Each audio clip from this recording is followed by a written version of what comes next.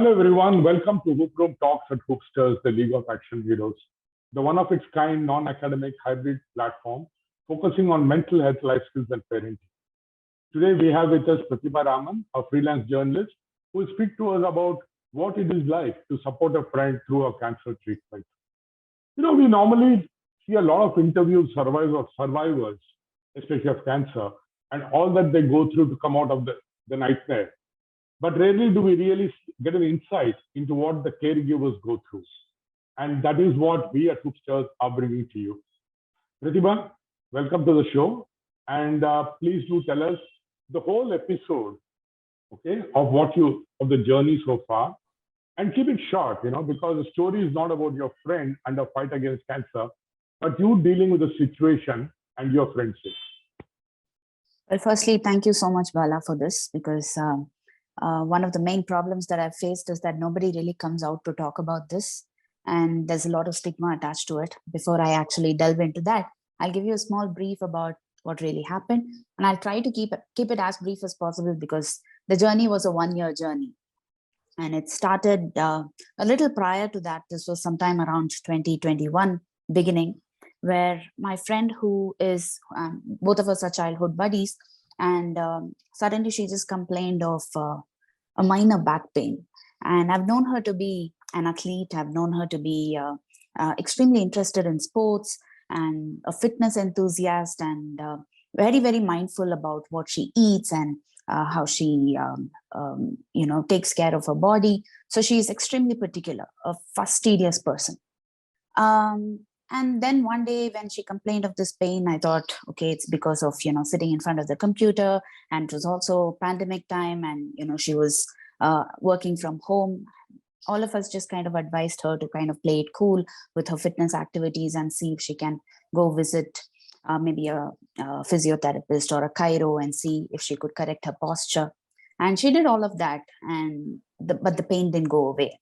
So she was increasingly becoming dependent on painkillers, and we were here. She's in Singapore, and all of us were like absolutely helpless, and we didn't know what to really do about her pain.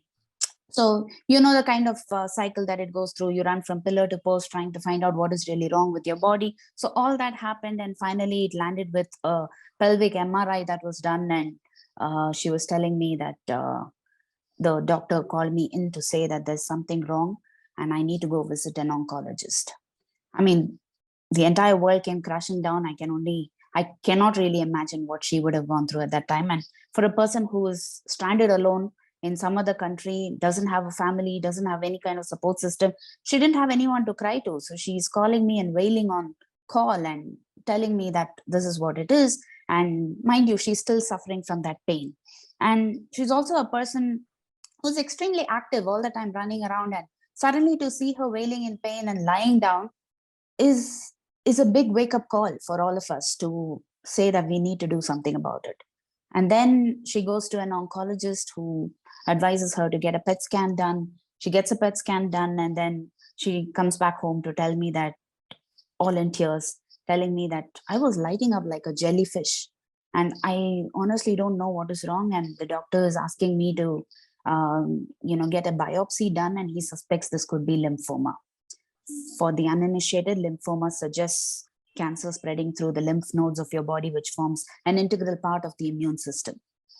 And she is also extremely scared of injections. And she was telling me, I don't know what to do. I hate hospitals. She hates the smell of hospitals. And so that's how sensitive she is. And she suddenly said that, extremely grit enveloping her. And she says, I'll go get this biopsy done. And she goes all alone to the hospital and gets the biopsy done. So biopsy is when you extract a part of the tissue sample of the lymph node to find out what kind of cancer it is. So even under lymphoma, you have several kinds of cancers. You have the Hodgkin's, non-Hodgkin's. I mean, all of these terms were like extremely Greek and Latin to all of us. And then she gets the biopsy done and she comes back home. So the already existing pain on one hand, and then you have the biopsy done, which is a true cut biopsy. And then she comes back home and she is in pain and she can't even express that to anyone. She calls me and she says, keep talking, please distract me. So as a friend who's, been with her, and a person who has been the anchor of my life, to kind of see her crumbling down was extremely hard for me to take. And all of us said, I was also in touch with her family, and we've been like childhood buddies, as I mentioned. So I'm extremely close to their family too. So I call them up, and all of us in discussion, we are all prepping up for her to come to India to see. We can't go there because of the pandemic and the restrictions then. So we kind of, all hell breaks loose, and all of us in action, kind of walking hand in hand to see if she could be brought to India, bag and baggage. So she comes bag and baggage, throws everything out because, and it was extremely difficult for her too, because she had just quit one of her favorite MNCs, which is Apple. And she goes to Google, which is her dream company. She gets into Google, and it's just been like 1 week or maybe 2 weeks into the company when all of this happens. And luckily for her, the organization understood her plight and said, you come back, we will wait. And for a person who is a high achiever and who's got into a dream company and cannot really continue there, throw everything out and just come back home, must have taken her a lot of pain.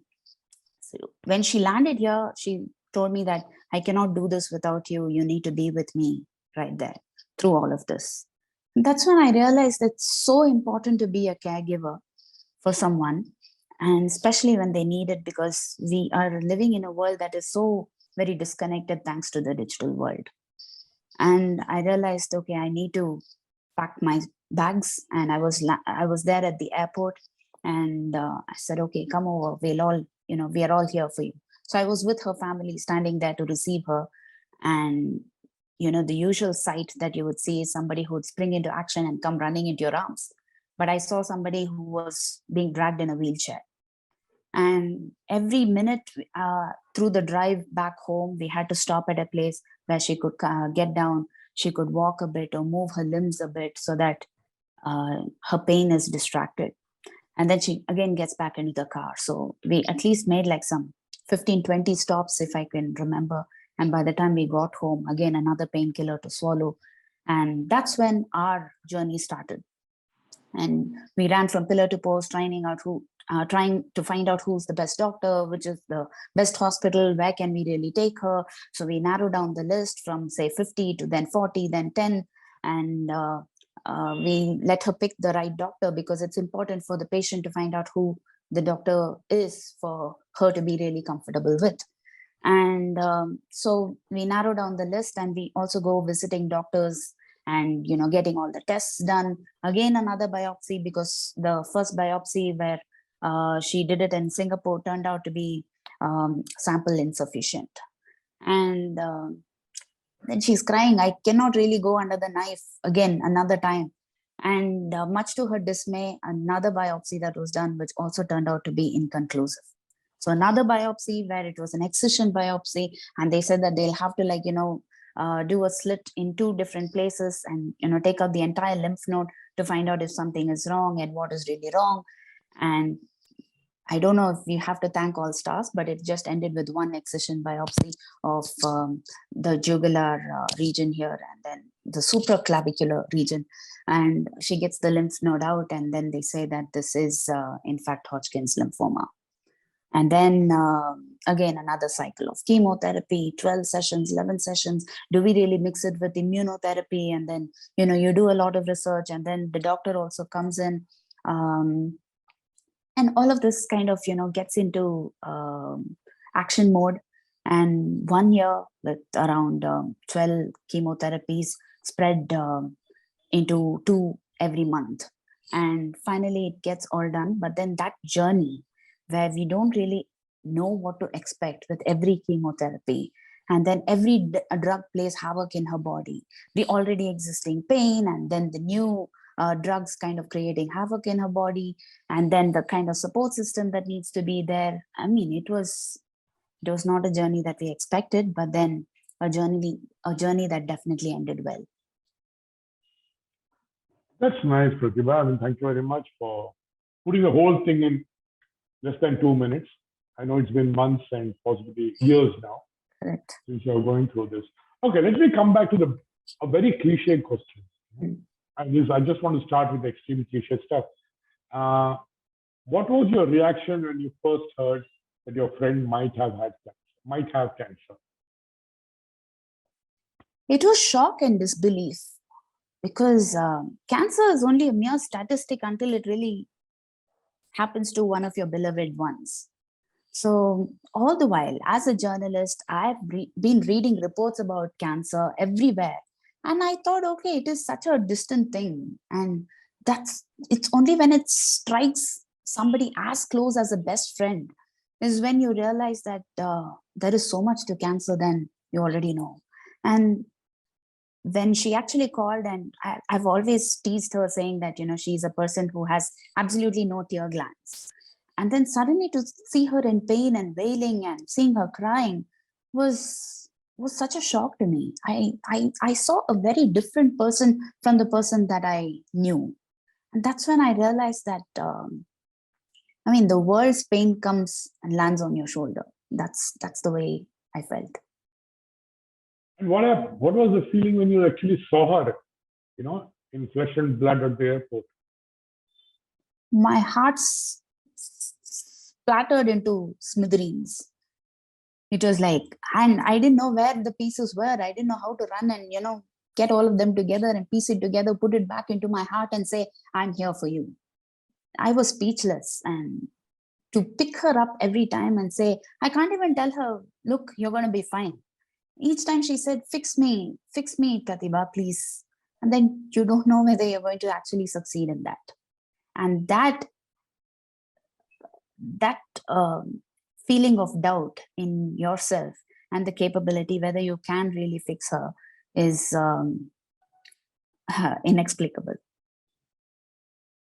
Yeah, you said it inexplicable, but you took the decision to hold her hand through the journey. Why? I mean, you had your work and your life and things, and I'm sure being a journalist and having seen the world to a level, I'm sure you didn't expect it to be easy. So well, my life hasn't really been easy right throughout, because I lost my mother when I was very young. My father remarried, and just during the time when my dad remarried is when I met this friend of mine, and she was the one who has kind of handheld me through that journey of accepting a new person in my life as a mother. And she played that intricate role, and I kind of felt that it was time that I return that favor. So perhaps that played in my subconscious, though it's only now that you're asking me this question, I'm reflecting on why I never really did before. interesting. Okay. What about your work? Didn't you think of you had work to do, your commitments, you had a life of your own and things to do? What happened to all that? I mean, were there thoughts in your head at all? Of course there were, yes. It almost seemed like everything kind of fell in place together for me to take on this journey as a caregiver, because just a little before that she started complaining about this pain, I quit my job in mainstream journalism and decided to venture into independent journalism. So I was on my own in a sense where I could really call the shots. And I had a lot of projects in. I was also bitten by the entrepreneurial bug, where I started a social media page of my own. And at the same time, I was also hunting for full-time opportunities that were really interesting. I had one that really came my way with an offer letter. And that was exactly the time where I knew that in a week's time, my friend is going to be landing in Bangalore. And I don't know, do I take up this offer and keep the home fires burning? Or do I just shun that offer and say I'm going to be a caregiver? Of course, I chose the latter. And all of them were in shock. I mean, here is a person who is giving up a career to take care of a friend. But then, if not now, when? If you're not going to be sensitive, what's the point of being a journalist where you cover these sensitive stories? So, I mean, all of these questions, my face turned into a question mark. And then I said, no, I need to do this. I need to do this for my friend. And health becomes priority for everyone. And I thought, okay, I must venture into this journey. Of course, I did pepper my life with different kinds of assignments here and there, but that's when I realized the work-life balance played such a crucial role. So how did you prepare yourself for the journey ahead? I mean, both with your friend and also when you're, alone.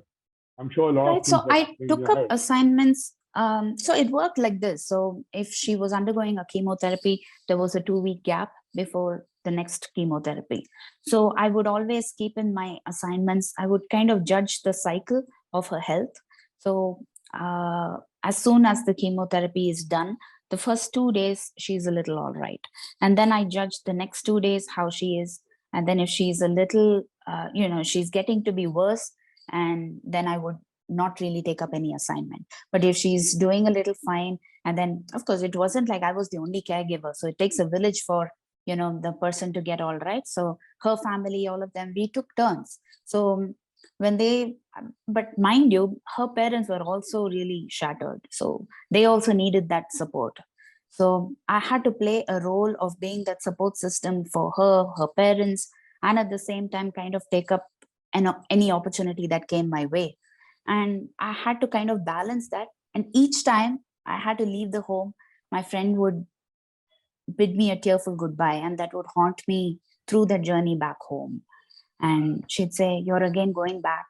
Please come back soon. I'll be counting the days." And each time I call her while sitting here or while I'm at work on field, I'd call her up and she'd say, "When are you coming back?" This was the only question that she wouldn't even be in a position to talk, but she'd make that effort to ask me, "When are you back?" And that pains you. I know. So, Pratibha, that's exactly what I was about to ask you. How did you deal with the reactions of a close family, your friend herself, and the other friends? You've got a whole bunch of sympathizers around who come over. How did you deal with it? I mean, because I'm sure you realized you are the main pillar in the whole story. Okay. And it's not like you have seen too many of these things as a caregiver. So how did you deal with it? I had also kind of alienated myself from the entire social fabric. So, and luckily for me, the other friends who had really helped me through this journey were also extremely supportive. So I guess a support system for the support system kind of worked. It was like a chain of reactions. So all my friends kind of were understanding, and they would not insist on my coming and meeting them. Or even if they did, I would really tell them that I can't really meet you now. Main reason being that my friend was immunocompromised too during the journey. So there were times when and all the time, when her blood count would drop just after the chemotherapy. So we would wait till her blood count drops, and then you have to give her an injection to kind of get her blood count up. And then she becomes a little all right, and then a little fitter for the next chemotherapy. So, I mean, fitness is only a very subjective word here. And so those were the times when I had to also kind of remain infection proof. So though I had to like travel from here to her place and then come back or go on field for any kind of assignment, I took up those assignments where there were no crowds or things like that. So I had to like pick and choose the assignments that came my way. I had to pick and choose the friends who I had to meet or not. So it was like a door. I had really shut my door to everything else, and my main focus was just her. And there were really very many times when I lost an opportunity to take up a particular assignment, but I mean, no regrets at all. So how did you plan? Did you really sit back and plan and said, okay, here's a friend going through an issue, and I want to be there for her. I'm the pillar. I know what comes along with it, the family and rest of it, whom also have to deal with. So you actually sit down and make a plan of action because you are the pillar, and you have to take decisions. That's interesting, because my friend is always a person who plans 10 steps ahead. So if we really plan a trip, all of us as a gang going elsewhere, she's the person who would sit and, budget it out, and she'd say, we'll stay here. She'll do all the research. And then, yeah, this is the optimal option. And then all of us kind of just follow her like chickens, and she's leading all of us. So that's how she is. And suddenly here, this person is dependent on me. And I suddenly felt, oh my God, am I really going to live up to her expectations? And to kind of manage expectations as well as kind of deliver was such a hard phase of my life. And I didn't know what was coming. I didn't expect anything. Being a journalist, I had zilch knowledge about dealing with cancer. I've never really written articles or done my research there.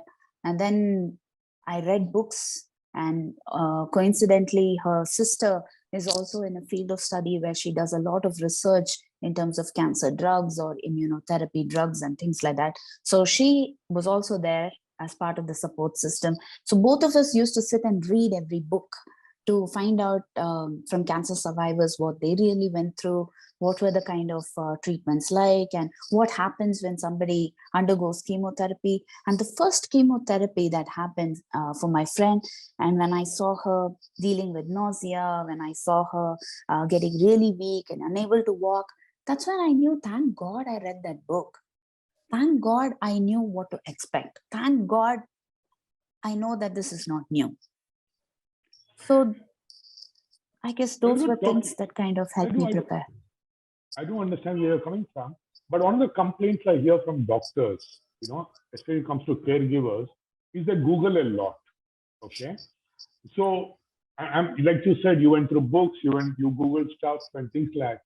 What were the positives and negatives of doing this as a non-medical professional? Because it actually becomes a bit of half-baked knowledge, and all the doctors hate this.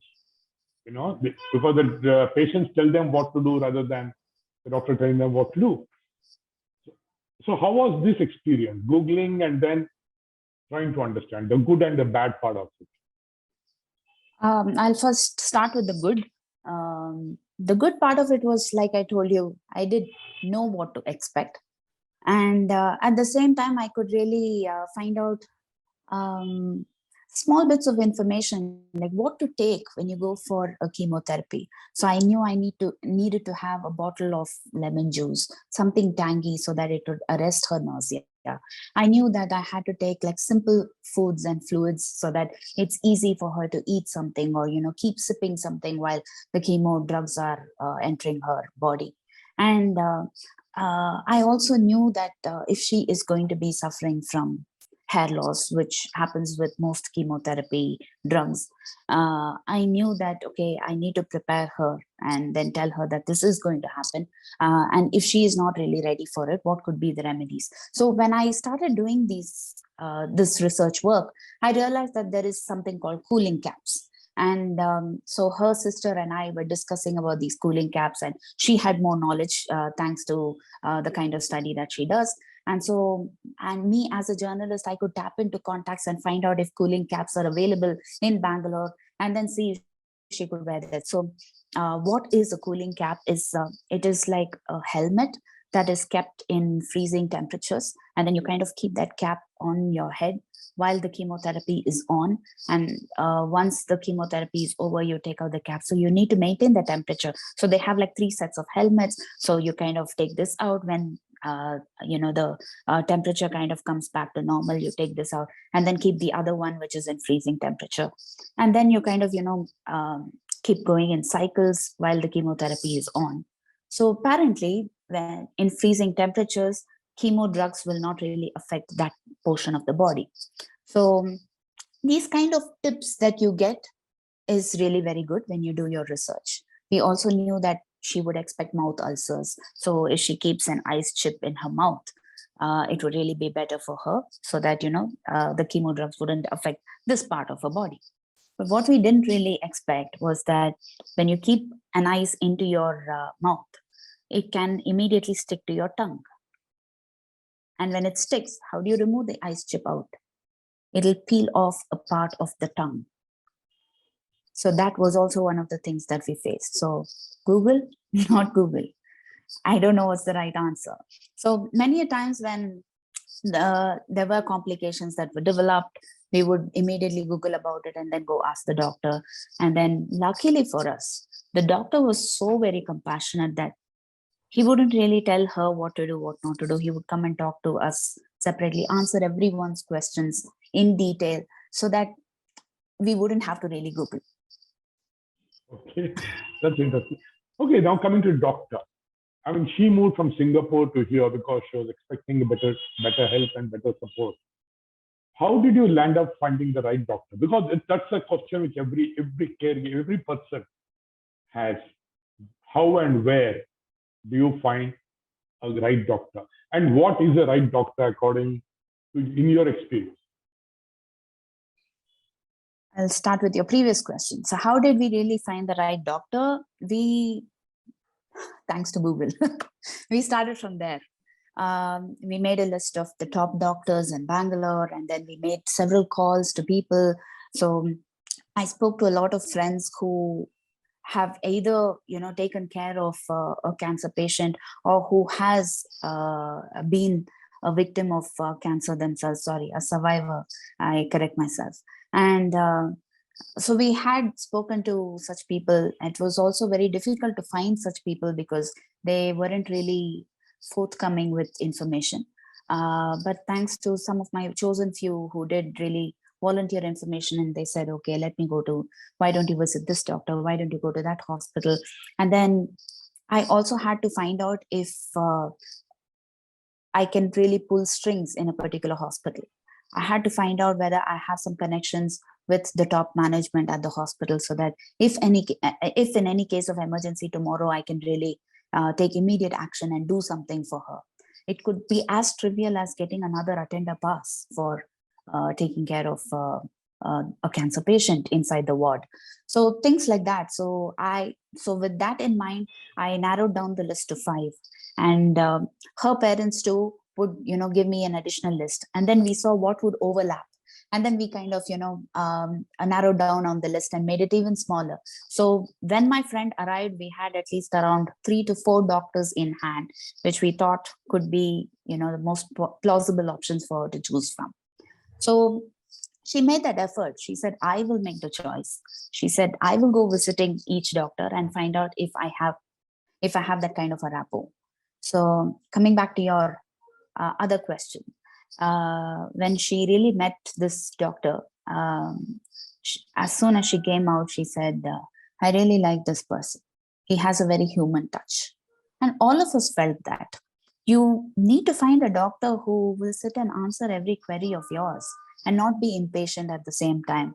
We could be really ruining time for him, because time is of essence for a doctor. But then for that person to make that effort and say, relax, I will answer every question of yours. I know where you're coming from. I will try to see if I can, find another cancer patient for you to talk to, and things like that. We need a person with a human touch. Normally we meet angels along the way, who somewhere they come out of nowhere and they give you the support system. Okay. So did you find anybody, because I think this is a good platform for you to say thank you in your own little way, So did you meet anybody who really went beyond, not just because you are a journalist, but also, as a person to person? I met many angels. Oh God, if I have to sit and thank, you wouldn't believe it. We nearly spent a month making a list of all the people who we had to thank. So there were so many people in their own way who really came forward to help my friend. It could be as trivial as somebody calling me and giving me an information saying that, you know what, I took care of my parents who suffered from cancer. I think you should do this. These are my learnings. So please go ahead with these tips. I don't know if it will be of help to you. So it starts from there. It goes to, I remember one occasion when, so after the first 2 chemotherapy sessions, we didn't really know that her blood count would drop. We didn't really expect, because each body reacts differently. So the moment, so I was back home, I thought, okay, she's doing a little okay for the first 2 days after her chemo. I came back home and suddenly she calls me and she says, I am writhing in pain. I have severe stomach pain. I don't know what to do. So immediately we text the doctor, and then the doctor says, get a blood test done. So we get the blood test done, and then her counts really dropped to much below 2000, which is a WBC count, which needs to be above 4000 or 5000 for somebody to be healthy. And then we didn't know what to do. And then the doctor suggests that she needs to get a filgrastim injection. So it's called GCSF. Where do you get this injection now? And she is in no position to travel to the hospital. And this hospital, because of the doctor, we chose the hospital, and the hospital was nearly a 1 hour drive from a home. So we didn't mind the distance. We wanted just the doctor.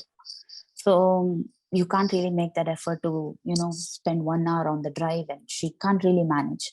So as a journalist, I had to pull strings and try to arrange a nurse who could walk into her home with the injection and administer that injection. So she calls, so the first person who she thought of was me, and she calls up and she says, "Can you arrange a GCSF injection? Now, can you say no to this?" No way. So I said yes.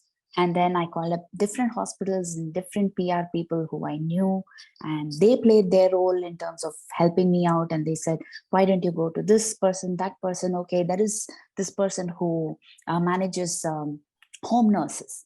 And then I call him up, and then he says, "Yes, I can arrange a home nurse." I said, "Please send somebody who's really very soft and kind to her, because she has an extreme fear of injections." And then he says, "Okay, I will do my best."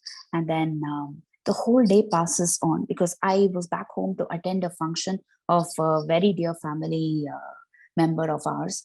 And I couldn't say no to that because I was really very mindful of the crowd. But I had to really, so I had to like mask up and, literally like in a PPE kit and go for that function. So at that time I had to manage this. So I'm on calls everywhere to try and see how we can get that injection. So if this person had to send the nurse had to go to a particular hospital to collect that injection and then go to my friend's home. And then we had to decide on the logistics, and then we need a prescription. So I have to call my friend, and then my friend arranges the prescription. So it was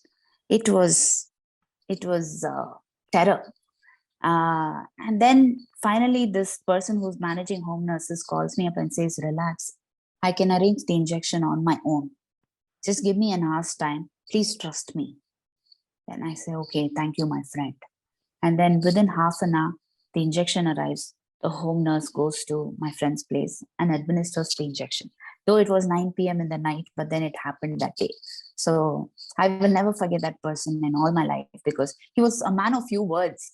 I didn't know whether I was communicating it right to him, whether he was nodding it, he was understanding what I'm saying, whether really he understood the gravity of the situation, the urgency. But then he did it. And till date, I still message him to say thank you every time I remember. There are two things. Okay.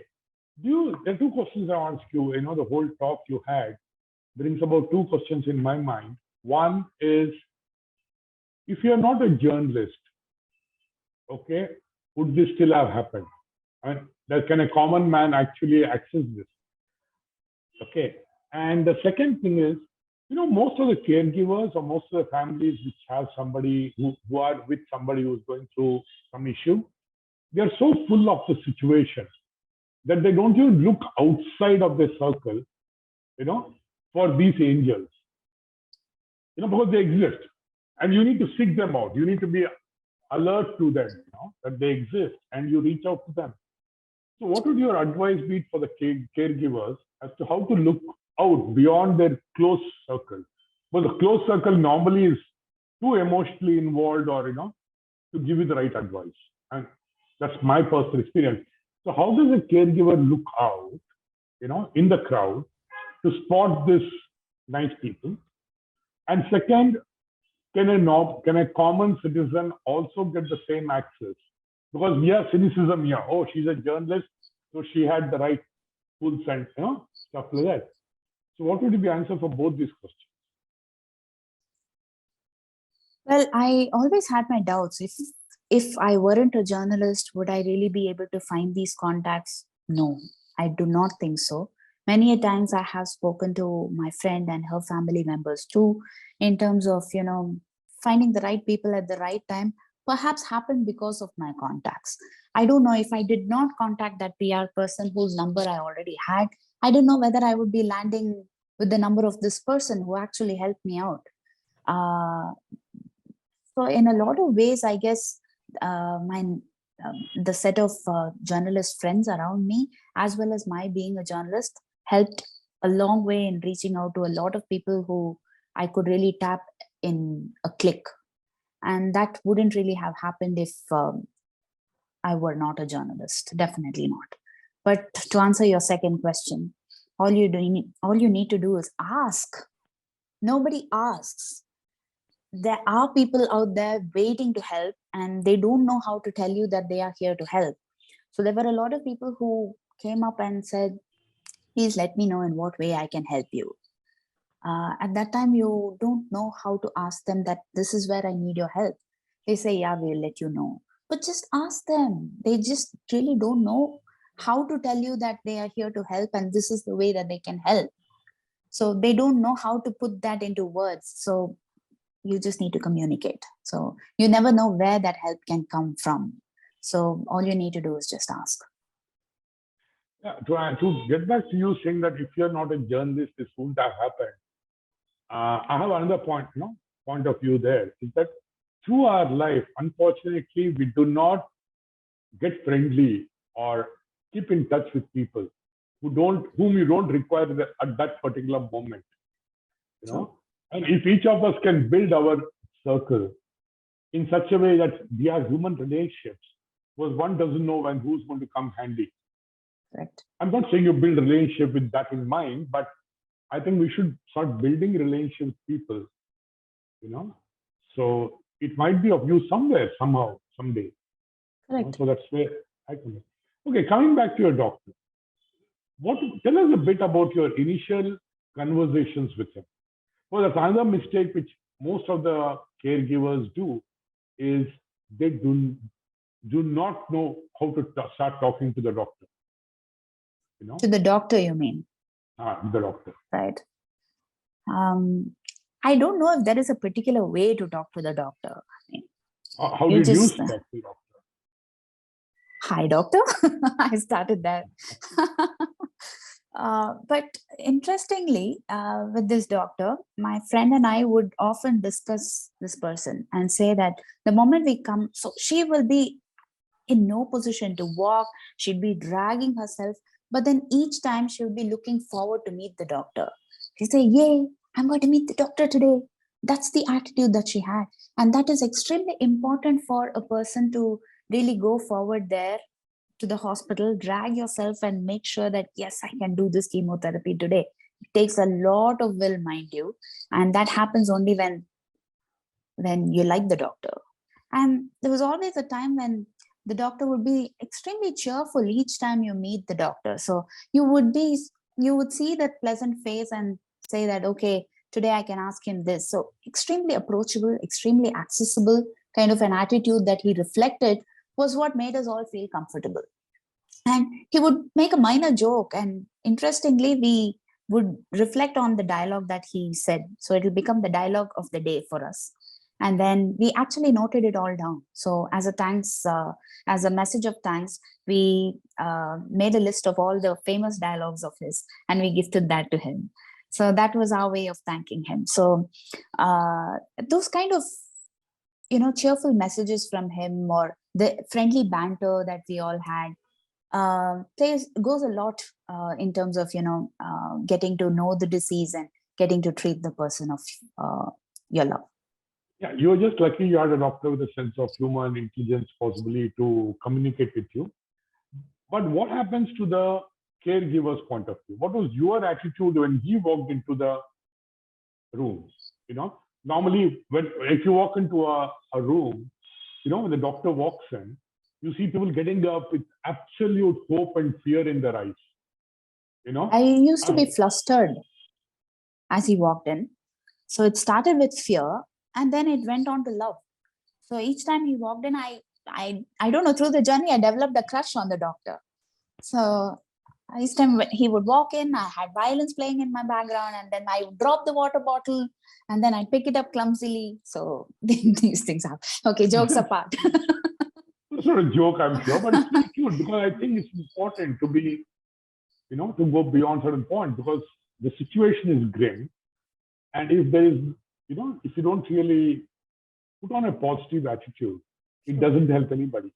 It definitely did help, that positive attitude, because I come back home and my friend and I had a nickname for the doctor. So we would, call him fondly by that nickname. And then I would tell my friend that, you know what, today he wore the white shirt. I was also in white. I guess, our vibes really match. So these kind of things really helped her too. So if I did not stop blabbering, she would say, please keep talking. It keeps me distracted.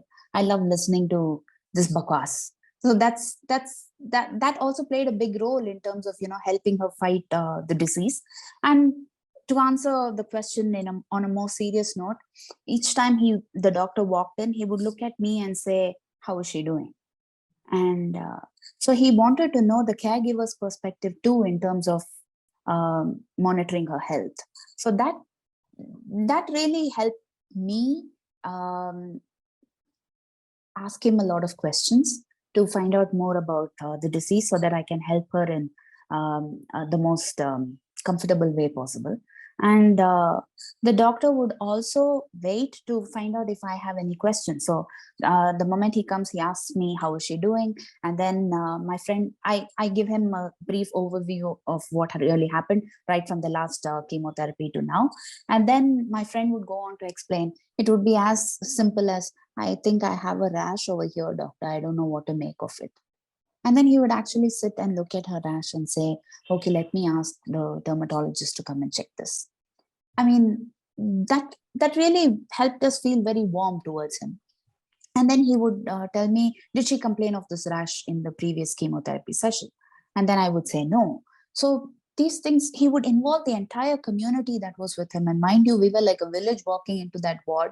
All of us would be like crowding around him. And then he would definitely sit and answer every question. And if he is in a hurry, he would say, can you please expedite? I would see other patients, or you can mail me. I will sit and answer it later. So these were the kind of things. So we really worked away with each other. And that really helped us. So it started with fear and hope. And then later it kind of metamorphosed into confidence and love.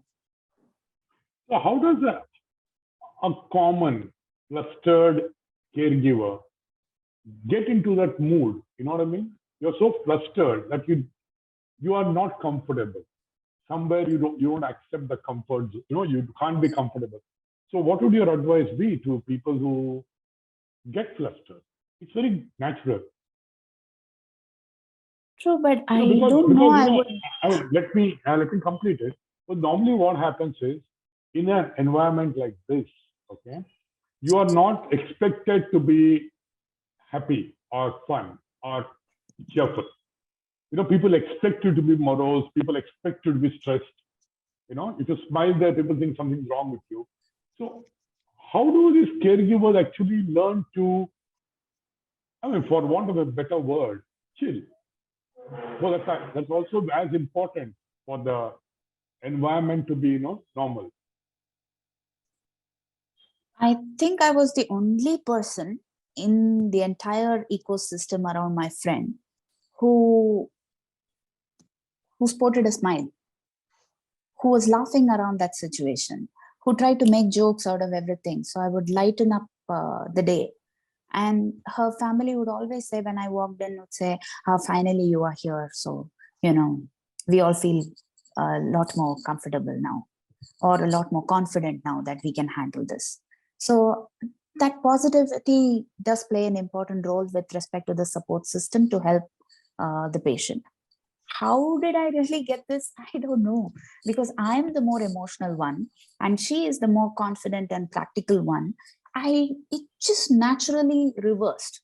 The roles reversed. Now she was a more emotional and dependent one, and I don't know where I got that strength to handle this. Of course, I did break down.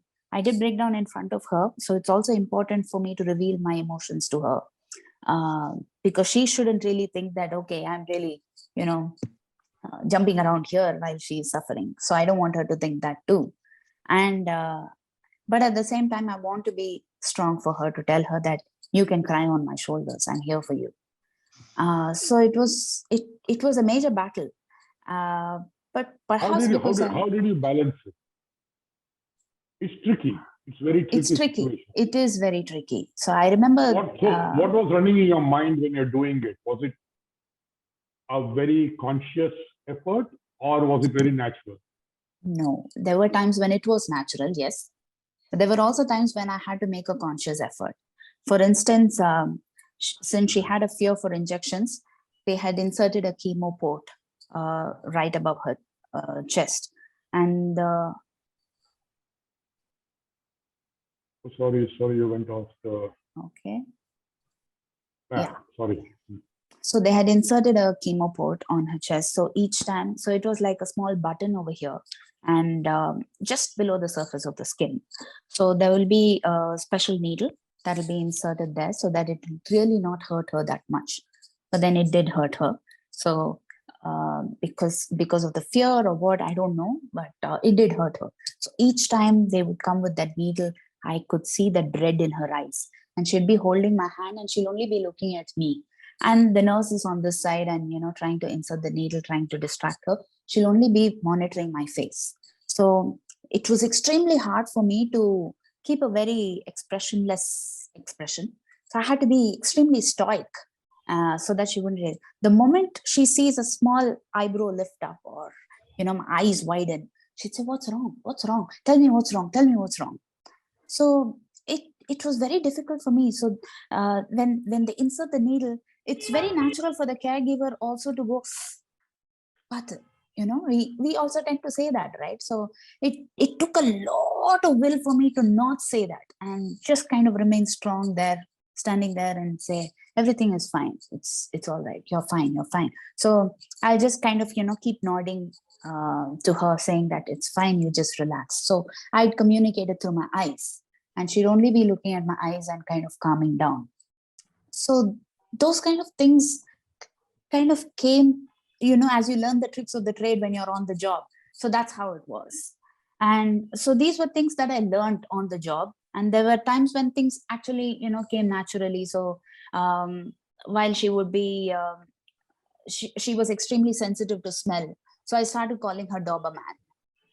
And she would laugh at it. She, that kind of spirit also kind of encouraged her. So she'll go sniffing like this.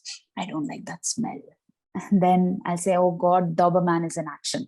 But then sometimes when I keep the door open, just ajar a little, and then somebody's cooking over there, she'd suddenly shout and she'll say, close the door right now, close the door.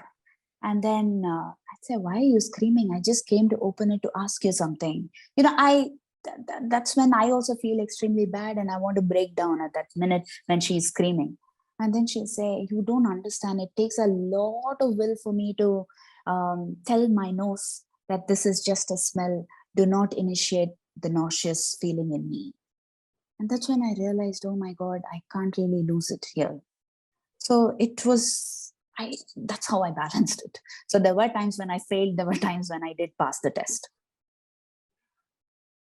The incidents which upset you a lot, okay, where possibly you went back and thought about it or felt bad about it, and how did you deal with that? Because that's where the problem is, because most of us don't really understand what is happening in the other person's mind, what they are going through. It's very easy to say, oh, I understand. But in reality, nobody can understand that, okay? Which is what nobody understands. And so what are the incidents that where, you felt really bad? How did you deal with it at the moment? And what were your thoughts later? Quite a few incidents that made me feel extremely hurt. One such instance was there was an emergency admission. She suddenly couldn't breathe, and she called up and she said, I can't breathe. And then her oxygen levels fell, and it was the time during the peak of Omicron virus. And we honestly thought this was a symptom of COVID because one, she had breathing trouble, and two, she was also having fever, and three is she was extremely weak and couldn't really walk or talk. And we all definitely decided in our minds that this was COVID. And you were talking to me about not Googling. So we did Google what are the COVID symptoms. And then we realized that this must be COVID. We immediately called the doctor, and then he said, rush over to the hospital. And then when we landed at the hospital, that's when we see a swarm of people at the COVID ward. And then they said, we need to first rule out whether this is COVID. And then all hell broke loose. We were like sitting at the edge of our seats each time praying. And then I had mentally made up my mind to sit in the COVID ward with her. So there's absolutely nothing that we can do right now. So the CT scan happens, and then they say, then the RT-PCR tests happen, and then finally they say she's COVID negative. Then she's immediately wheeled up to the 8th floor where the chemotherapy and the oncology department is. And the doctor walks in, and then he says, we will see what we can really do. Could be some infection, drug-induced infection. And then she is shuttling between sweating profusely, like sweating buckets, and then suddenly saying it's all cold. So different parts of her body in different temperatures. What do you expect? She says, my feet are cold, but my hands are warm, and then her head is sweating. So do I get the fan fixed? Do I get the AC? I'm shuttling between the fan and AC. And then she says, no, shut this off. No, go and switch on that. No. And then she can't even talk. And so she's like speaking in sign language. She expects me to understand immediately. She says, and then I say, I don't want her to complete the sentence. So my mind immediately whirs into action. And then I say, is it ultrasound? Is it... so what else starts with you? Do you want an umbrella? Do you want are you talking about getting under the bed? What do you want me to do? So things like that. So and then she says, wait, allow me to complete. And she can't even say that. She goes like this. And I know she's frustrated and she's angry. And then she types out a message on the phone, says, allow me to complete. Do not jump into action. Wait till I tell you what to do. Why aren't you understanding? I know the kind of temper when she says that. And then I immediately feel really bad. All I'm trying to do is help you out here. All I'm trying to do is not allow you to finish the sentence so that I can finish it for you. And you can't do this to me, right? So that was my first thought. And what did I do? I went out and I cried. I cried my heart out for about half an hour. And then I thought, okay, chill. Patients are going through a lot. And I can't really imagine what she's going through. She can't speak for nuts. She's on an oxygen mask. And so I really need to kind of wait it out. So I allowed my mind to calm down for a while. And then I got back into the ward. And then there was only one person who can be there with her. And then her parents are like totally worried. How can, they just leave her with me? And after all, I'm also, a child to them. And I say, no, don't worry. And then she types out a message on the phone. She says, she's my best friend. She's also my heart. She'll take care of me. And that's when, the moment I think about it, I break down even now. How does one get a strength to deal with these things? Well, this is something which we don't experience every day in our life. And we normally are not prepared for it. Okay. And very few of us have got the innate strength built into us. Okay. Or the attitude built into us. How does a common person actually build a strength? Is it possible? Because every caregiver has to deal with this. Okay. I don't have an answer to that. I would say that certain things kind of steal you up. This was one such thing that did it for me. And this happened even when my mom passed away. This happened even now. So I guess you kind of rise up to the occasion. I guess this is what it is. So I understood the full meaning of the phrase now. Yeah, rise to occasion, but how does one rise to occasion? Because there are so many other thoughts in your mind.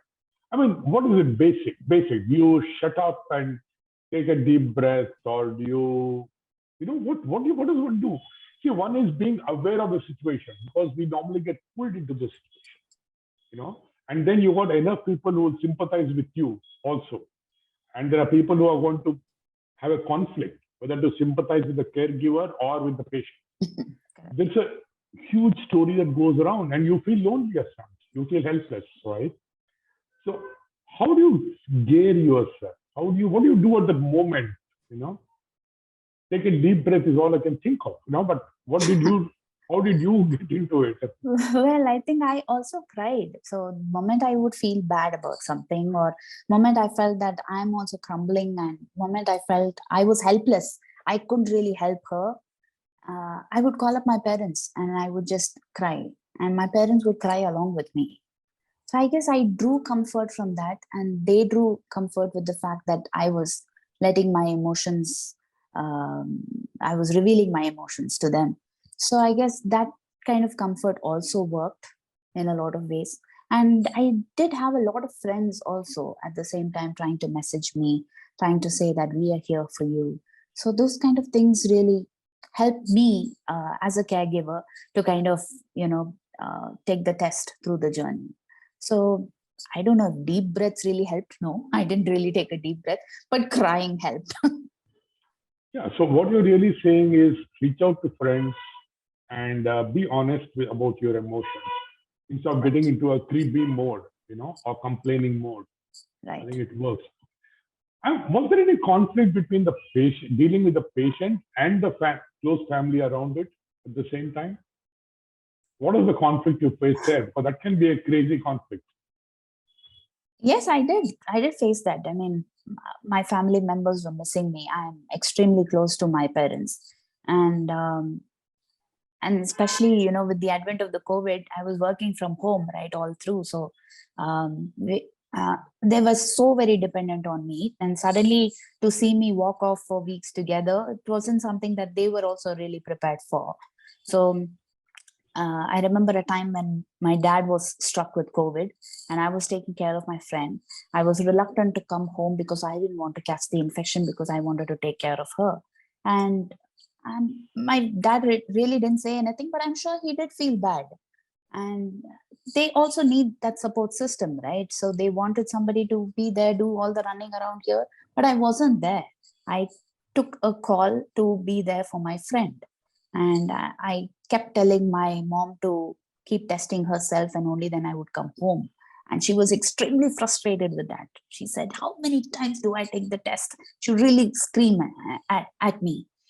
So this was one side of it, and the other side was her parents too had to take care of her, and they had to suddenly find a friend over there who they had to trust. I'm sure they did, but there's always this feeling that I do it better for my daughter than a friend who would do it better for this girl, right? So there's always that element of doubt. So I had to like stand the test of the jury, to prove that I am extremely capable of taking care of her just the way you would.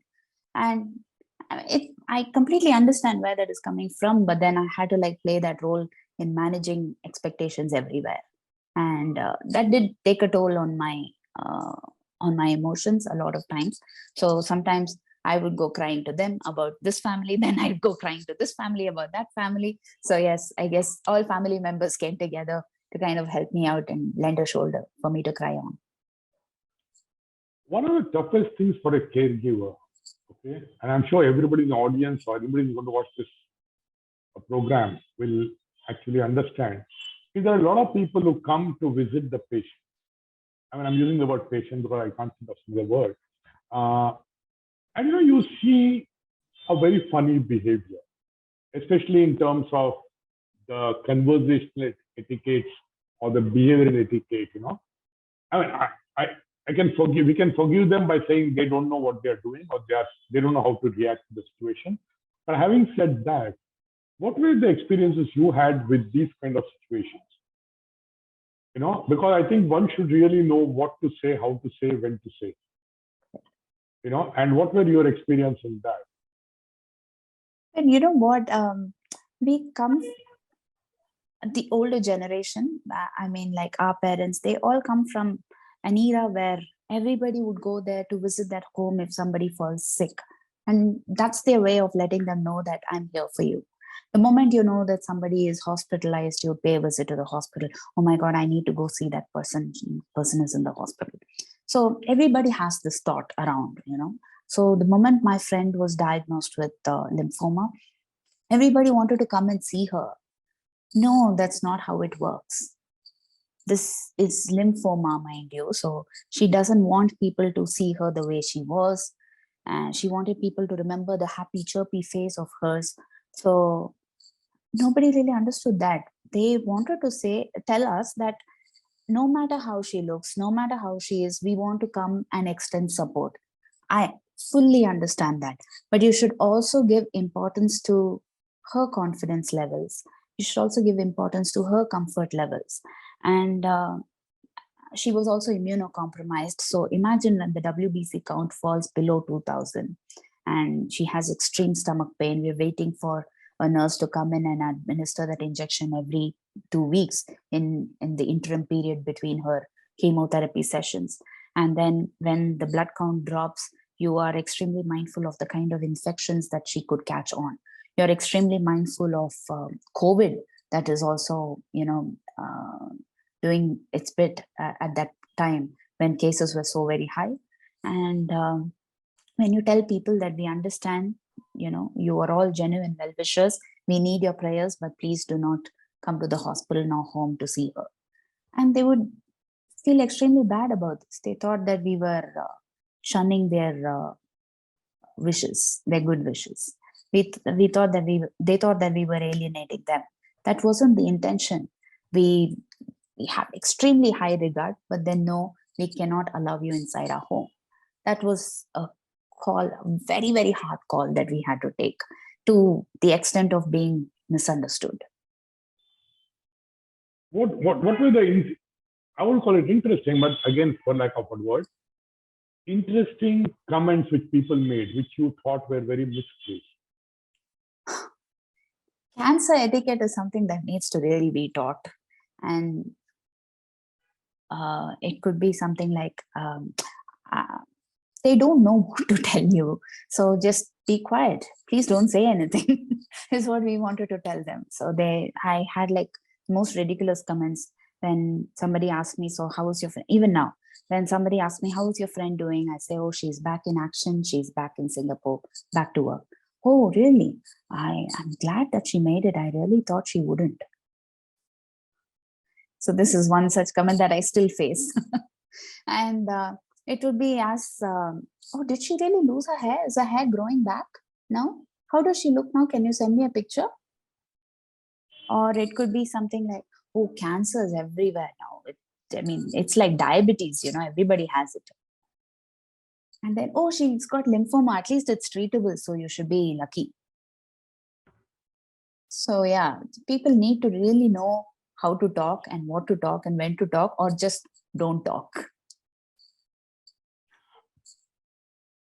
One thing I always wondered, what kind of apathy that you found around you, and how did you deal with it? So even after, I won't say recovered, but then once the chemotherapy sessions were done and she was slowly gaining her strength back, she slowly started visiting people. So to tell them that those people who we shunned. So she wanted to walk back to them and say that, thank you for your care. I'm now, getting back in action, and thank you for everything. So as she was doing that, people were like, it's so nice to see you here. It's so nice to, you don't look like you had lymphoma or you had any kind of chemotherapy at all. That comment, I didn't know whether it is positive or negative. In a way, I was happy that people were saying this to her. But in a way, I also felt that, no, you really don't know what she went through.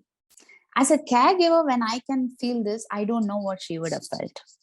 But she just kind of took it in her stride. So I don't know whether to call that apathy, but I did really feel that people really need to take some training session somewhere regarding dealing with cancer patients. I'm not saying I was right. There were many a time when I would really sit next to her and she'd suddenly wake up in the middle of the night and she'd be just looking around, and I'd say, what happened? She'd say, can you make the cancer go away? What will you answer? I didn't know what to tell her. So it's better to just shut up, right? So I'd just be sitting there and kind of hold a hand. And I also didn't know whether she was thinking that Why am I not saying anything? So I didn't know what she was thinking, but I just thought it's better to shut up. I know, that's one thing I think people should learn what to say, how to say. But it's tricky, and everybody wants to say something, and it can be really funny at times, or can be actually injurious to health if you're going to say. Correct. But I think one of the things which I really want to know is that did you find that as a society we have failed to give support to people in need? It's not just cancer. I mean, it could be anything. But in your case, let's look at cancer. Okay, like things in the hospital may not be the way it is. Okay, finding the right resource may not be the way it is. Okay, dealing with the doctors and staff, because they see this every day, so they may not. So, what are your experience in that, and what do you think we can do to make it better? So you want me to talk about how insensitive we were to people in need? Yeah, people are. How insensitive people are to those in Okay, need. I mean, I am, yes, I correct myself. I saw cancer patients in a new light. So the moment somebody said, I have fought cancer or I am dealing with cancer, earlier it was like, oh, okay. I mean, I know a very, very close cousin of mine who was suffering from colon cancer back in time. And during the recent times, I was in touch with her to find out if I could, get some help from her in terms of trying to know how she dealt with chemotherapy and things like that. And as I was talking to her, I kind of felt extremely guilty with the fact that I did not really message her back then. And today, when I'm in need, I'm messaging her. And I apologized to her. I said, I'm very, very sorry for being insensitive. Very, very sorry for not being there and sending you a message that I'm there. And that's when I thought how insensitive I have been all my life. And I don't know if I'm continuing to be one. But even to my mom, my grandfather dealt with cancer. And at that time, I was in Chennai working. And I thought I was such a big shot reporter. And I don't know, I was so insensitive to my own mother to tell her that, okay, I know it's very difficult for you to deal with your father fighting cancer, and I'm here, you can talk to me at any given point in time. No, I did not say that to my mom. I thought, okay, yeah, she will handle it. I just took it for granted. And today, when I made that call to her to tell her that I want to cry to you, I felt so very guilty.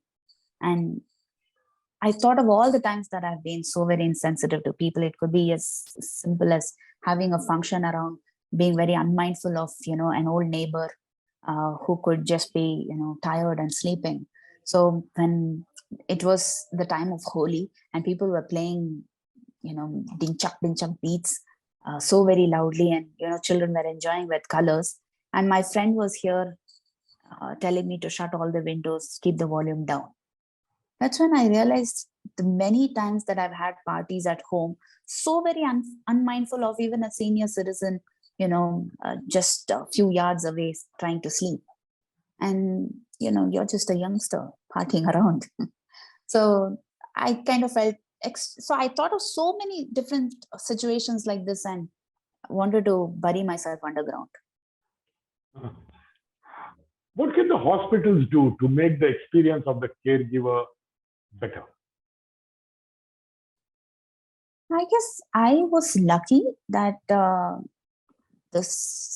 the psychologist who was handling my friend came up to me and said, once all of this is over, you can always talk to me. I'm sure you must be dealing with a lot of shit too. And that's when I realized it's so important even for a caregiver to kind of go somewhere and tell them how they feel. And she would, until then, I thought, okay, mental health was such a fashionable statement to make. Oh my God, you know what? I'm seeing a therapist. But that's the day I realized that it is important for a person to actually genuinely speak to a therapist. That's when I realized that mental health is not something so very easy to take. And as much as my friend needs it, I knew that the support system around her needs that too. And the psychologist in this case took the initiative to keep talking to me. So each time she would make a visit to the ward and talk to my friend, she would come out and she would make a small effort to talk to me, and she's still in touch with me. So I guess that really goes a long way in terms of keeping my mental health in check too. So I guess every caregiver needs that bit of help in every hospital. And every caregiver must also kind of develop a rapport with the nurses and the staff around so that they also feel extremely comfortable, right? So, for instance, when my friend was admitted in the hospital during an emergency, um, she was also fighting insomnia, my friend. So, it was very difficult to make her go to sleep. So, she was administered a small sleeping pill in the night.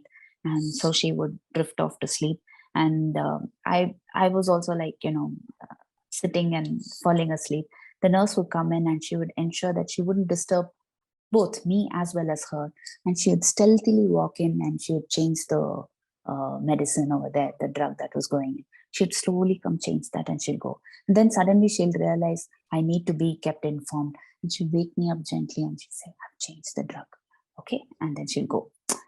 These things really matter even for the caregiver. She was so very sensitive to ensure that my sleep is also not disturbed, at the same time to inform me, at the same time to take care of the patient, so that the nurse caregiver relationship and the caregiver's mental health, I guess hospitals must really do something about that. Okay, having discussed hospitals, what they can do for you, what do you think should be the behavior of a caregiver? Because most of the time there's issue on the other side too. So what do you think the caregiver should be conscious about? While in the hospital? Yeah, while in the hospital? I guess the caregiver must also be very conscious about the nurse's plight. The nurse isn't just working for you, and you're not the only one shouldering all the problems. There are umpteen number of people out there, waiting and calling for the nurse's help. And most hospitals are extremely short-staffed as well. So you need to kind of understand their plight and try to be as sensitive to them as much as you expect the nurses to be sensitive with the patients. So that kind of, I understand there are many times when, my friend wanted to use the restroom and I needed to call a nurse, and then the nurse wouldn't really land up on time. And then, you kind of tend to lose your temper. But I guess you should also understand that the nurse is really tending to another patient out there who is also extremely critical. So at that point in time, your mind is only focused on you, your mind, or the patient that you're handling. Your mind is never really so very open to understand the nurse's situation. I guess we need to start from there. The changes you would like to see in the whole patient, caregiver, medical fraternity, and society involvement in making the experience comfortable for those in pain. What would your suggestions be? I mean, I'm sure as a journalist, you're also a journalist through the whole process, and there's an instinct which I know you have, and it must be taking away, must have been taken away. From that perspective, and as a friend perspective, where do you see the whole system coming into play to make the journey comfortable? Well, I guess we did really write to the nurses in the hospital to tell them that when my friend walked in, it would be, each time for a chemotherapy session, when we walked in, it would be around 9:30 a.m. And then at around 11:30 is when the junior doctor would walk in. Then your vitals are checked. And then around 12:30 is when the oncologist would walk in to kind of see how you're doing. And then the chemo drugs would start around 12:30. And that's when my friend would want to have lunch or, be prepared for the onslaught of the chemo drugs. And by the time it started, every chemo drug would take at least 3 hours, or from 1 hour to 3 hours. So imagine there are 4 drugs. By the time you finish all of it, it's around 8 o'clock. And then you think of the patient's dinner, and then the discharge summary. And then by the time you walk out of the hospital, it's around 11 p.m. I imagine the toll that it takes on the patient as well as the caregiver, because you're like standing there right through the day, and it's supposed to be a daycare session, and it kind of ends up to be go on up to midnight, right? So we wrote to the doctors as well as the nurses to tell them if there's any way that we could kind of hurry up this situation and see if this can be done a lot faster so that the patient would also feel comfortable.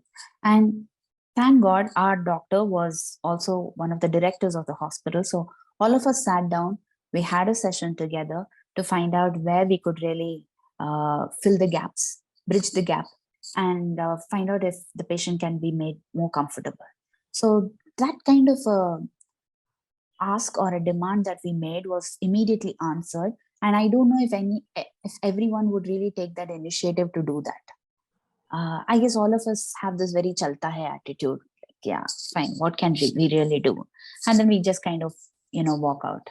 Maybe because I was a journalist, and maybe because her parents were also wanting to ask help. We really took that initiative to send out that mail. I must say that I was also a little hesitant. I was trying to tell them, let's not really do this, being a journalist myself, because I didn't want to really upset the apple cart. But then thank God we did that. There was some action that was taken. I guess everybody in our own capacity, we need to kind of do that. Not in terms of, pinpointing or complaining, but in terms of trying to see if we can also help the situation. Okay. Anything else you want to add in terms of what you want to share, incidents and stuff? Because I'm going to get into a quick fire round. Well, I guess one incident that I would really like to share is we were at the oncologist's cabin, and this was during the initial phases before the chemotherapy session were to begin. And at that point in time, we were trying to see where would she really be sitting for her chemotherapy. And we saw that just right outside there was this daycare program where patients would lie down side by side in a row, and chemo drugs would be administered to them. And that sight was totally scary for all of us. I mean, is this where my friend is going to be lying down with a bunch of other patients there? I mean, is this how chemotherapy is done? There were so many questions, we didn't know what to do. My friend, in all that pain, walks up to a nurse and says, is there any other place where you administer chemo drugs? And the nurse said, oh, we have a private ward upstairs.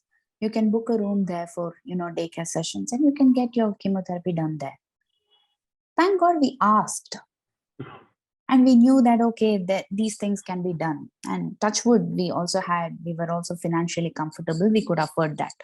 But I really thought about all those patients. What if they can't afford it? They're going to be lying down on one of these beds here, where the caregiver doesn't even have a seat to sit down, must be like sitting at the foot of the bed and taking care of the patient. And what happens to their nutrition? Do they do enough research? Can they really even afford to buy a book to read about chemotherapy? So many such questions that were doing the rounds in my mind. And I don't know, there's no how many people will you go forward to help? Okay, now that she finished her chemo and she's recovering, how are you handling the post-event, the new normal as they call it? Experiences? Well, she still gets annoyed that I still treat her like a patient. She keeps giving, so each time she eats something, and then I say, should you be really eating this? And then she says, come on, I don't have cancer now. Don't treat me like a patient. So sometimes I feel bad. I'm still in that phase, and I'm still paranoid about a comeback. And I'm sure she is also equally paranoid. But then, like a common therapist says, at least we are looking into the future. We are thinking about Tilotama number 2. Sorry, we had a nickname for lymphoma. We called it Tilotama between us.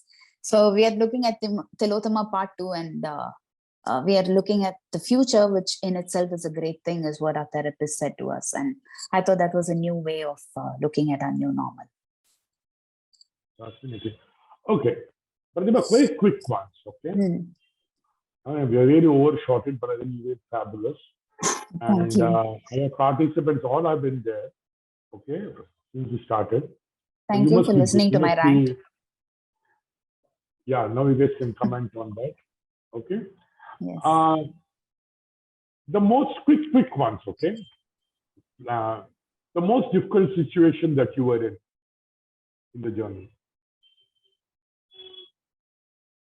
So many of them, but I guess the most difficult situation was the fact that I was so helpless in seeing my friend suffer, and I can't even give her any words of comfort. Well, it's definitely not a situation that I want to be in again. The things you learned, the do's and don'ts. The do's is never to say, I imagine what you're going through. And the don't is there is still a ray of hope everywhere. So don't lose heart. Don't lose heart. The myths that were burst. Sorry? The myths that were burst. I'm sure you had some concepts and things in your head which were burst. The myths that were burst. I thought nobody would really help in this case, but I was pleasantly surprised that everybody was there to help. The most interesting or chilled or joyful moments amidst the pain. I told you the fond moments were us talking about the doctor. Fond moments where both of us would be fighting for finding out if the doctor spoke to me or you. So, no, you know what? He was looking at me and talking, not at you. So these kind of friendly conversations did go a long way in terms of helping her face things on a very positive light. I would love to see the doctor's reaction when he watches the video. I know. It'd be interesting. The most atrocious things you heard around you or experienced? Like I told you, most atrocious thing was that, oh, your friend really made it. I really thought she wouldn't. I really thought that was the most insensitive comment for anyone to really make. And what is the other thing you said?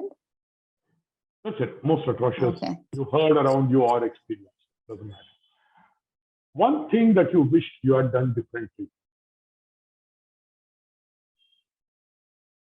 I wished I were a lot more sensitive even before my friend was struck with cancer. I wish I was there for my mom. I wish I was there for so many around me who were really diagnosed with cancer. And every time I pass in a metro or anywhere else, in a public place, sorry, not in a metro, I would see somebody smoking and I would see another person coughing and I'd feel extremely bad. What if that person who is so very sensitive to the smell of smoke would be thinking right now, in case that person is suffering from cancer or any other disease? Your advice to people, because all of us sometimes can be a caregiver. Okay, where do we normally go wrong, and why are we scared of the truth and reality? This can be a longer answer, but sorry, can you repeat that question again? Okay, one more thing. Your biggest learning through this journey, one liner. My biggest learning is you can really laugh through pain. Wow, that's a good one. Okay, your advice to people generally through all your experiences, because I believe that all of us one day can be a caregiver or will be a caregiver. Where do we normally go wrong? You know, and I realize that most of us are scared of the truth and reality, and that's why we don't know how to behave, how to deal with particular situation. So, what's your advice there?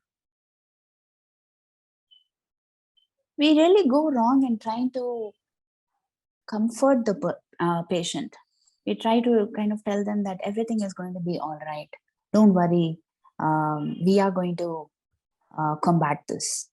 Please do not say that you really don't know what to expect. And I remember the first time when she came crying to me, I said, "Don't cry. Why are you crying for this?" Because I have never seen her cry. And then she said, "If I can't cry to you, who else will I go crying to?" That was like a big reality check for me. And so I just generally thought that it's better to kind of, just not say anything. Silence can speak 1,000 words. And to end, or not really end, but one more question should be doing. This whole episode is called A Case of True Friendship. Okay, that's what we have put in our write-up. So my question to you is, why did you do this in the first place? You know, and what does friendship or care mean to you today?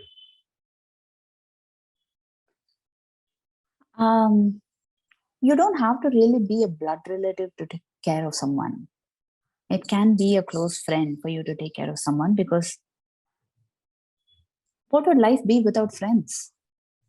Who will you go crying to? Who will you go cribbing to? I mean, not everything can be solved with just a spouse or a parent. You need to have that good friend in your life. And perhaps she was there for me and I decided to be there for her. And I'm sure tomorrow, God forbid, if roles were reversed, I'm sure she's going to be there for me too. You know, Pratibha, the last 1.5 hours is one of the longest interviews I've done. Okay. And I The can go longest on that and I've been on. interviewed too. Yeah, it's nice to interview a journalist. It's fun. Okay. You know, you being in media, and like I started the side of this program saying that we all talk to survivors, you know, and people coming on camera or shows and stuff like. And I really haven't. I have researched on this. There's not a single thing done on caregivers.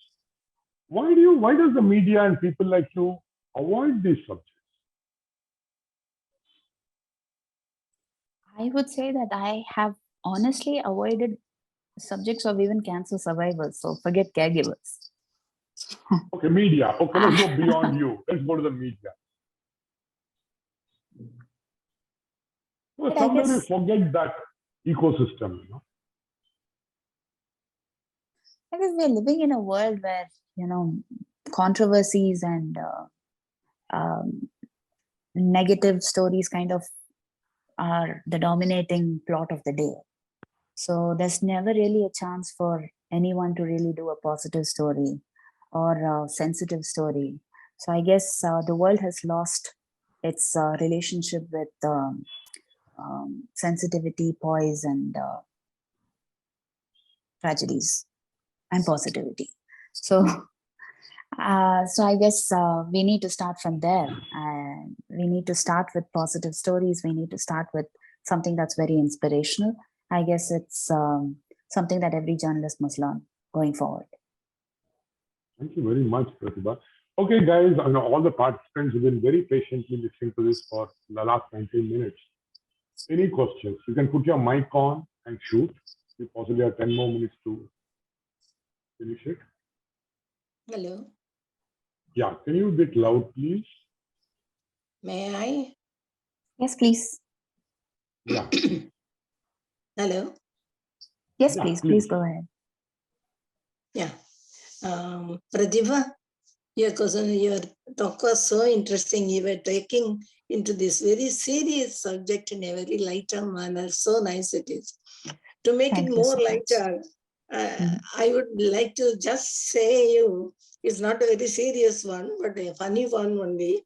Right. You were telling about when you saw the doctor, you had a crush on him and all. See how it was helping to you. That is how I also overcame my fears.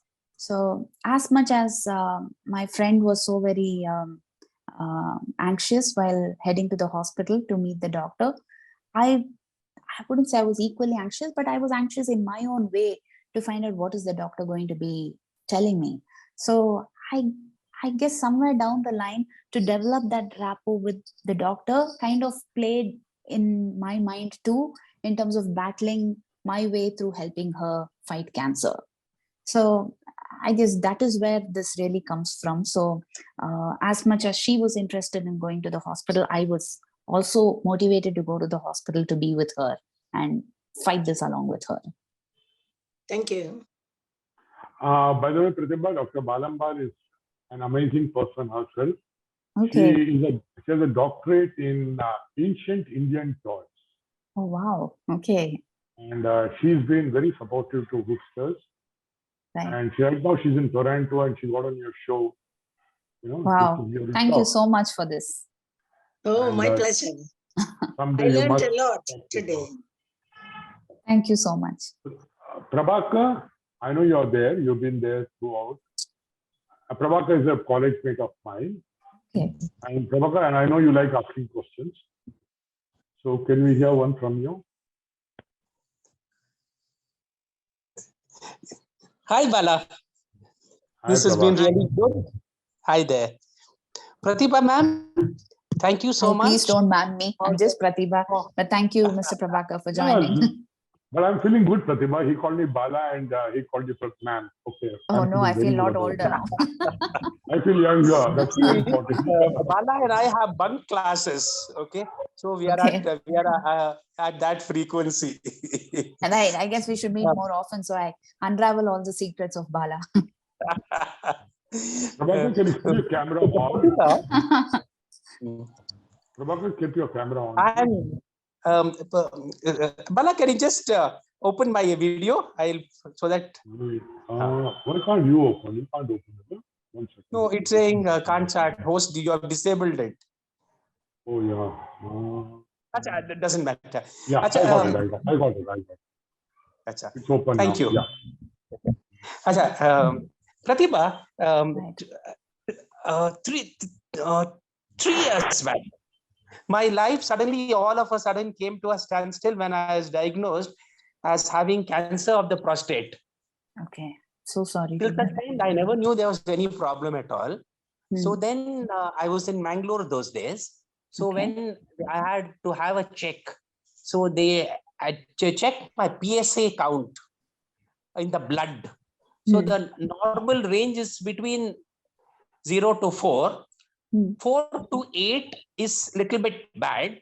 Anything above 8 is pretty bad. My score was exactly 149. When I took the result to the doctor was stunned. He said, "How come we are still walking around?" Right. But anyway, I had a lot of this hormonal treatment. Then I shifted to Bangalore. I'm very thankful to Shankara Cancer Hospital and Research Center at Baswangudi. I had my surgery and then I had 35 sessions of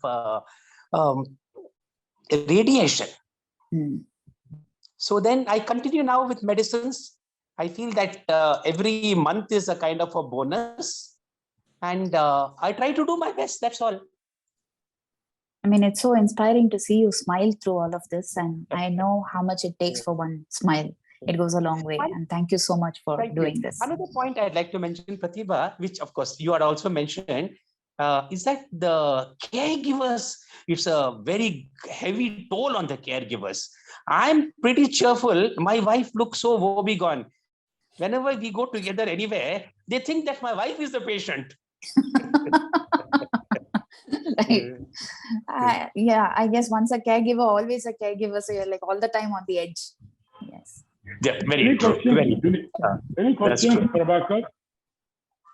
Anything through the 1.5 hours that you heard of? See, this meetings or these things for get-togethers for patients and caregivers, there is no kind of a forum. I asked my uro-oncologist, who are the other patients can I get in touch with? He said, okay, I will let you know. And he did not.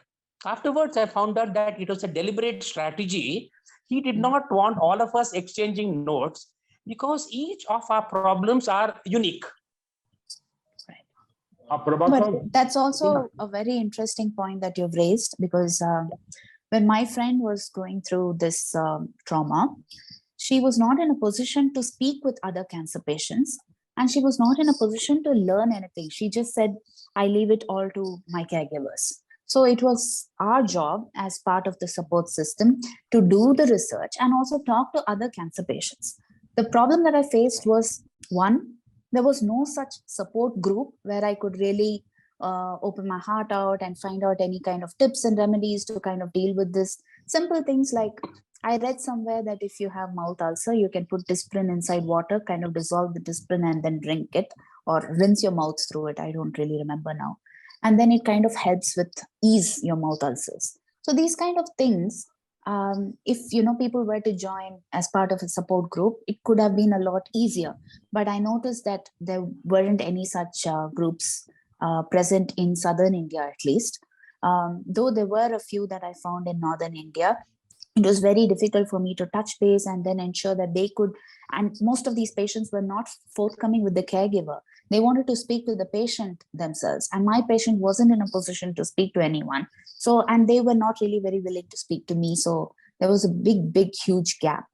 And whereas such things, I realized, are far more open and direct in terms of support groups and coming together and talking about it in some places abroad. I wish that system could be brought into India so that it could help people. And I also noticed that most of the cancer patients did not want to really reveal the fact that they were diagnosed with cancer. There's a lot of stigma attached to it. Nobody wants to come forth to talk.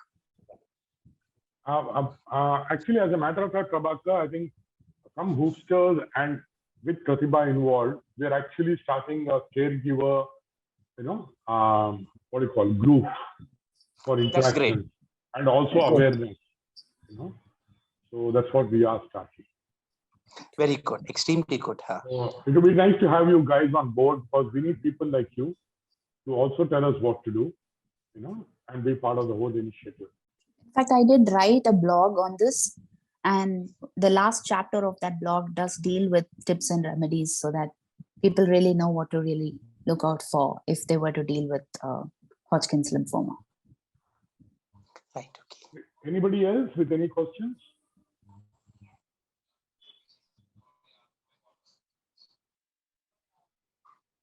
Anybody? Anita, Sunil, Sanjana, Bhavani, anybody? Well, guys, let's end the whole story. It's been a long conversation, and hope you enjoyed the conversation. That's more important. And Pratibha, thank you very much. Thank you so much, Bala, for doing this. And here's wishing you and your friend a great life ahead. The world really requires more people like you. And as a friend, thanks for being you. Okay, I'm sure this could be inspiration, or learning to those watching this program. So thank you very much. And thank you everybody for patiently being online and going through it. Hope it was of use to you. And and you can watch Hoopex TV on YouTube to see many more such talks from Hoopsters. And have a good evening, all of you. Thanks, Pratibha, again. Thank you. Thanks a lot. You were wonderful. That's all I can say. Thank you. And thanks to you. Thanks, Bala. Thanks, Pratibha. Thank you. Thanks, everyone. Thanks for listening to my rant. Thanks. Bye.